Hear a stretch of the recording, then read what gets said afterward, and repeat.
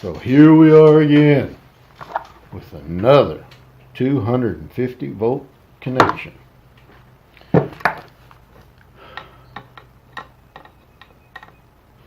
You might just recognize this since I've, already done a video putting this one together. And I'm going to take it back apart.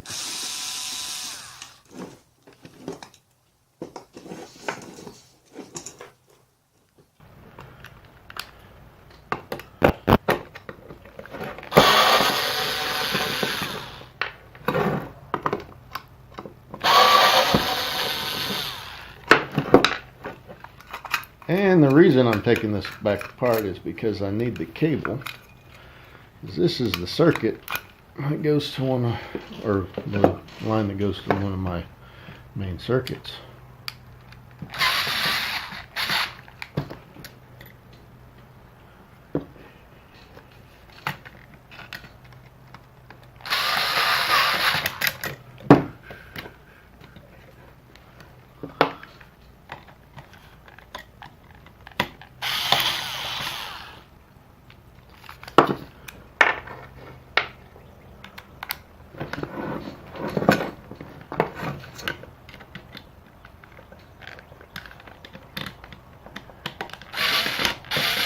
I'm almost surprised. It did work.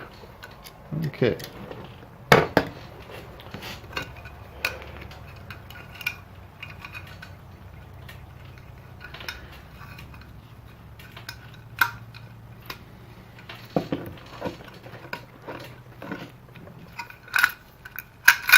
I've got plans for this box.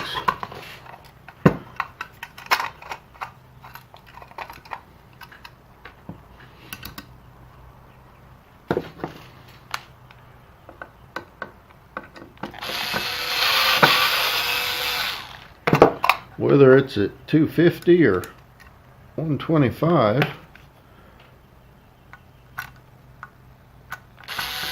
I found these switched outlets in a little box that, of course, plug into the wall. Would be quite useful for those machines I end up with that have no switches of their own. Makes it a lot easier to test on. Okay.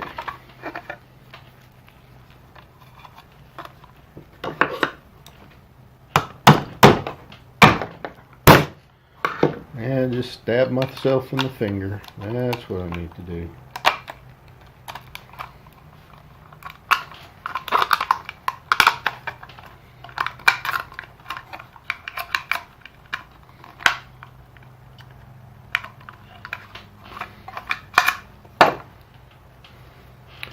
Of course, now you may ask yourself, why am I doing all this wiring?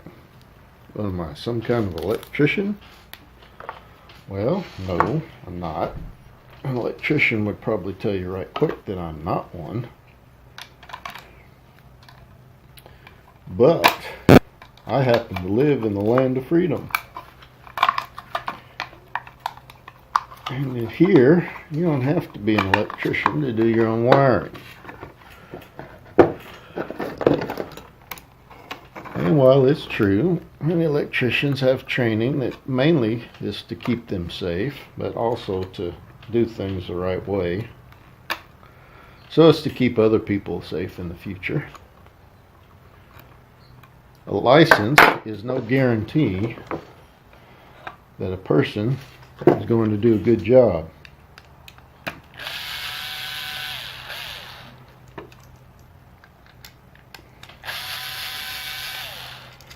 A license does not make a person a professional. At least not in the way most Americans take that to mean. Okay, the green screw. And there's also a G on the housing. It gets the ground wire.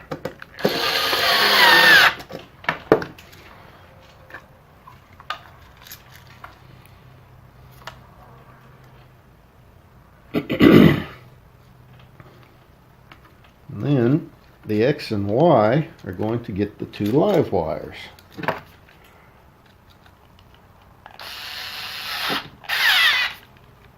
Now I guess if this were 3-phase, it would make a big difference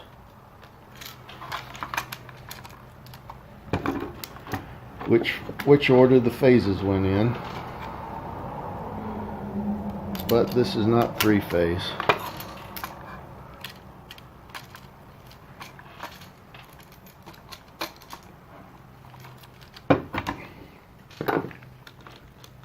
Really wish I had 3-phase. Because 3-phase motors tend to be less expensive,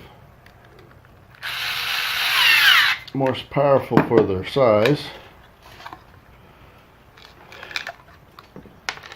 and more, well, it just costs less to run. Alright, now the W, this white wire, is an additional ground wire. Now it's called a neutral. And this is a wire that does get a grounding return through the mains. But this wire here, when it goes into the main electrical panel, it gets hooked up to the same grounding bus that this one does. But the reason you have 2 wires, and especially in here, because I'm quite a long ways from the main grounding box, is to provide 2 different routes to ground. You always want that if you can. Have 2 routes to ground. So if anything ever shorts out,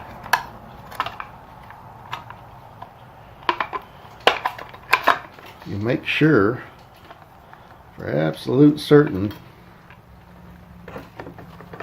that you're going to have a path to ground that does not involve going through a person's body, because that is not the way you want to ground something. It's generally uncomfortable.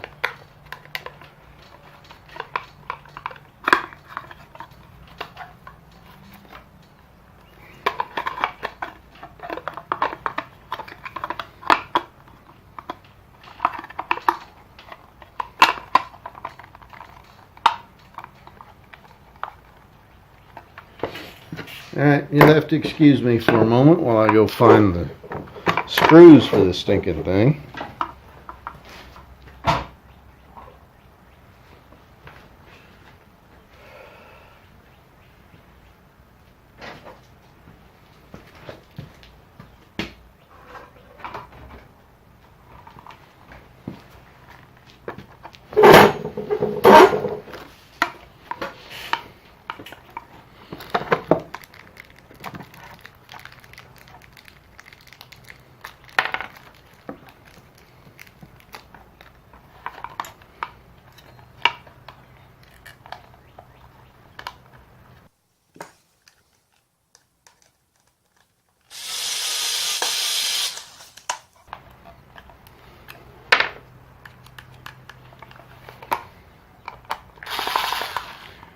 That's not the proper drive.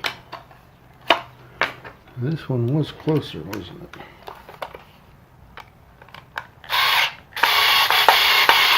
It's not the best.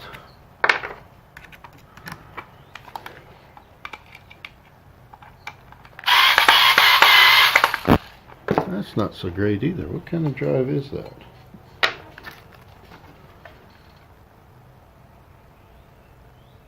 Yeah.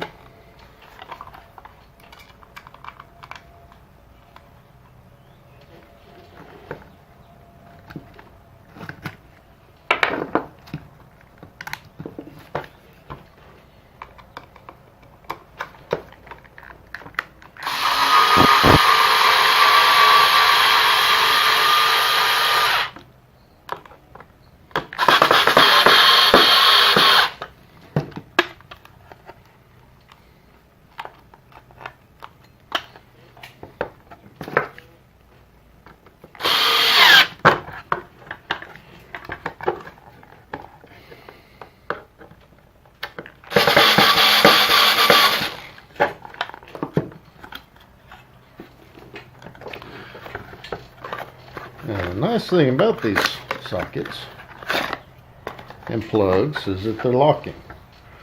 There is a little hook bit on that plug, and it only goes in one way. You put it in and give it a little turn, and it's locked, so that if you mount these things upside down, it'll hold that cable in. You don't have to worry about that cable falling out.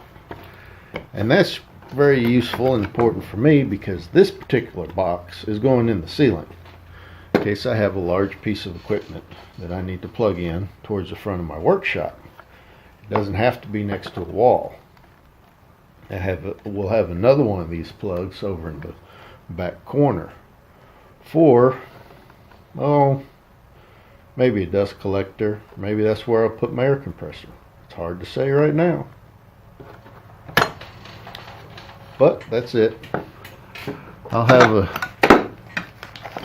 have some nice covers to go over these, but I'm not putting them on right now.